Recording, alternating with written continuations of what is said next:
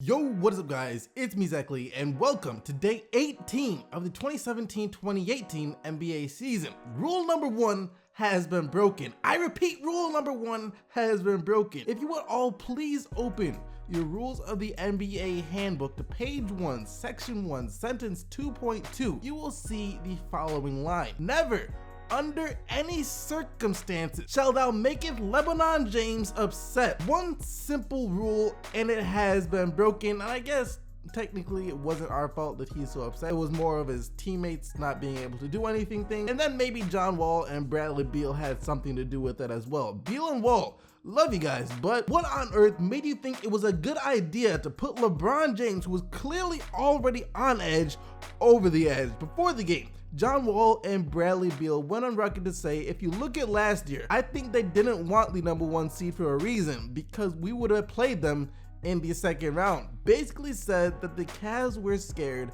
of the Washington Wizards. So there is that, and then keep in mind that there's also the fact that the Cavs were on a 4-game losing streak. After those remarks, there was no way that the Cavs could lose tonight. So LeBron did what LeBron had to do and went NBA Finals LeBron on the Wizards. LeBron gave his team one solid look over, realized that no one else was about to help him get this win, and did it on his own. The man went out and dropped 57 points last night, 23 of 34 from the field for 57 points. I don't even think anything else really needs to be said here. The Cavs, once again, except for LeBron this time, weren't playing much defense, but when you have a performance like this from James, it's gonna be hard to lose. 130 to 122 was the final score. But yeah guys, plain and simple, this was just upset LeBron. Dude was pretty much a ticking time bomb before last night, and he finally went off. This was like the real test for the Boston Celtics, in my opinion. They beat some pretty decent teams on this now 7-game win streak so far, but they haven't had that statement win yet. The biggest win they had was probably over the Spurs, but they had no Kawhi Leonard, or maybe it was the Milwaukee Bucks. Other than that though, it was like the Kings, the Knicks, the Heat without Hassan Whiteside. So yeah, going up against the Thunder was a huge test to see if this Celtics team was actually legit right now. In the first half, the answer was a resounding no. The Celtics were failing the test and getting mollywopped all over the place by OKC, trailed 55 to 37 at the half. But that man Kyrie Irving is a different species. I don't know what it is about him, but whenever his team is in trouble, something clicks inside of him and the dude goes off. Irving was held only 3 points in the first half, but in the second half, dude was in his bag, scoring 22 points, including hitting big shot after big shot in the fourth quarter. Speaking of big shot though, this man Al Horford, not too many people have talked about it so far this year. A lot of people are saying that the Celtics should have traded him this offseason, but Horford has been amazing so far this year. He's even rebounding the ball pretty decently too. 15 points, 9 rebounds, 4 assists per game, shooting 54% from the field and 47% from deep. He's been just as important on the Celtics team as anyone else has been. He had all 4 of his triples last night to score 20 points. And there's just something about how this Celtics team plays, and I really like it. I can't even begin to imagine how good they actually would have been this year with Gordon Hayward, but even without him, they are looking extremely good. They just have a lot of guys who can do so many different things out there on the court, a bunch of really unselfish players, and in my mind, they also have the best finisher in the game in Kyrie Irving. They're a special team, and they're about to be good for a very, very long time while only getting better as well. 101 to 94 was the final score. Speaking of being a good team for a really long time, this is just year 1 of the next 15 or so years that we're going to have to get used to this. The Philadelphia 76ers winning games. When was the last time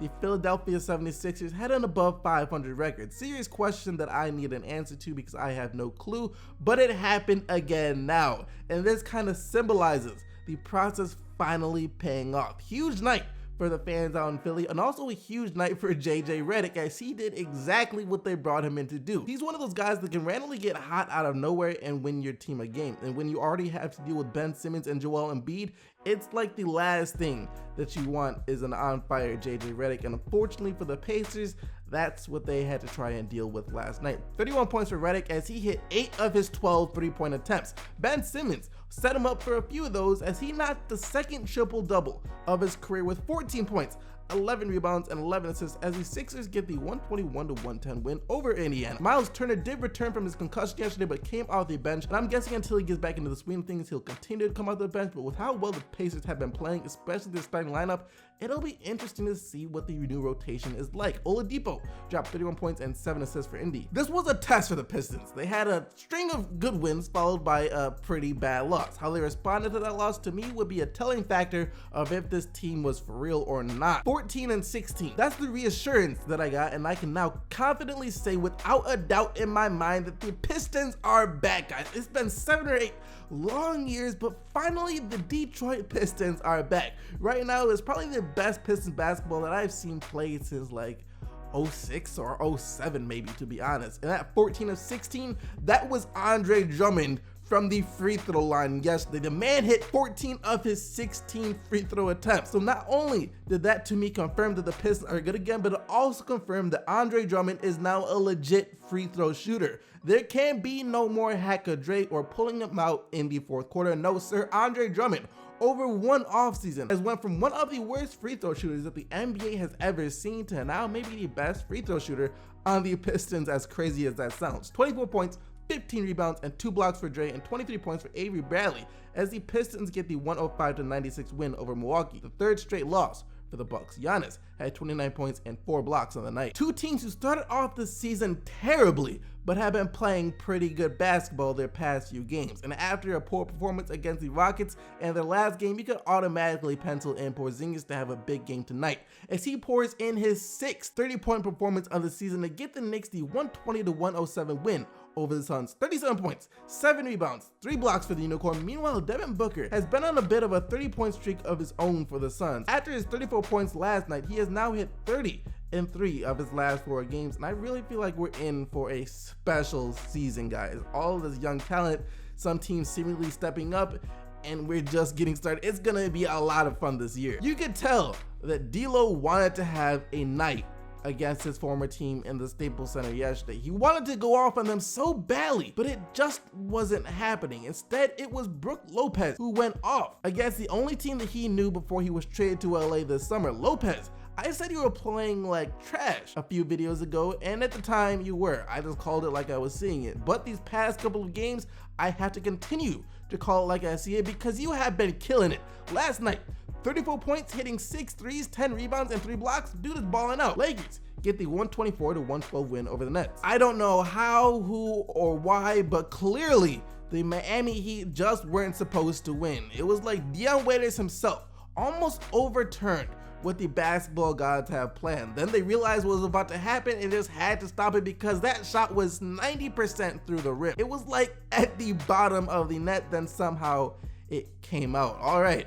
So, Nuggets versus Heat, back and forth battle on this one. Comes down to the final seconds. Paul Millsap at the free throw line, Denver down 2. He had missed his previous 4 free throws on that night, but he sinks all 3 this time to put the Nuggets up. And like I said, I don't know how, who, or why, but Waiters got the 3 up and in at the buzzer, but it came out. And Denver wins 95-94. Only Dion Waiters is capable of doing that, I swear. Millsap was huge on the night for Denver with 27 points, 9 rebounds, and 5 assists, while Jokic continues to play much better these past couple of games with 19 points, 14 rebounds, and 4 steals. The Spurs bench, man, that's what got them the win, no doubt this time. San Antonio's always had one of the best benches in the NBA, and they showed it last night. They outscored Charlotte's bench 64-16 as the Spurs snapped their 4-game losing streak with a 108-101 win over the Hornets. Brian Forbes dropped 22, and Rudy Gay dropped 20 off the bench for San Antonio. Meanwhile, Jeremy Lamb scored 27, and Dwight Howard had 20 and 13 for Charlotte. The road to 181 continues. Will the Hawks win another game this year? Let me know yes or no down in the comment section below. They are in contention to beat the record for the worst record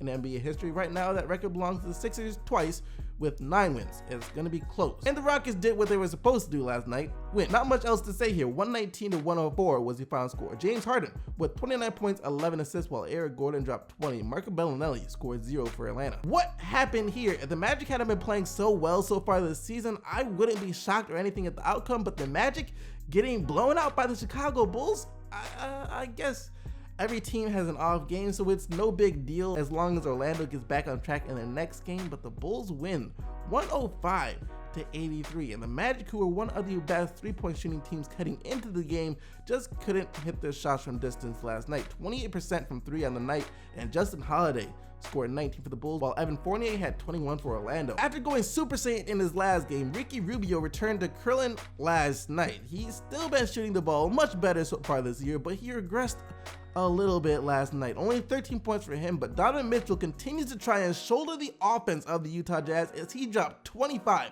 his third 20-point game of his career so far, and he's going to be really good, but not good enough yet to go toe-to-toe with DeMar DeRozan, as DeRozan kind of had to show the rookie the difference between them right now last night. 25 for Mitchell, but 37 for DeRozan as Toronto gets the 109-100 win. Lowry also had 15 points and 10 assists for the Raptors. This is your last year to tank for the #1 seed before the NBA draft changes take effect, so might as well go all in if you're Dallas. Right now, your major competition is the Kings, Bulls, and Hawks, so you really can't afford to win here. The other guys on the Pelicans, not named Anthony Davis and DeMarcus Cousins, though, were making it extremely hard for Dallas to lose last night. It still baffles me how bad everyone else on that team can be. Like, for real, none of y'all can do anything. Holiday, where you at, bro? Got that $150 million contract this year, and all you can do is put up 13-6 on the season. Somebody help Cousins and Davis, please. Don't get me wrong, the Pelicans still escaped with the win in this one thanks to Davis and his 30 points, 13 rebounds, 4 assists, 3 blocks, and Cousins with his 20 points, 22 rebounds, and 7 assists. But you got two guys dropping legendary numbers, and you struggle to beat the Mavericks. They play 2-on-5 every single game. I don't think it's possible to have a worse supporting cast than they have. 99-94 was the final score. That wraps up all the action from last night, though. You guys can go vote for LeBron. I mean, the player of the day down in the description box below. Just remember, the only players whose team won are eligible to win player of the day. Yesterday, you guys selected Damian Lillard and his 32 points, including hitting the game winner, as your player of the day. But thank you guys so much for watching. Make sure to hit that like button and subscribe for more daily NBA highlights, as well as stay tuned for the daily NBA news later today. But I'll see you guys then. Peace.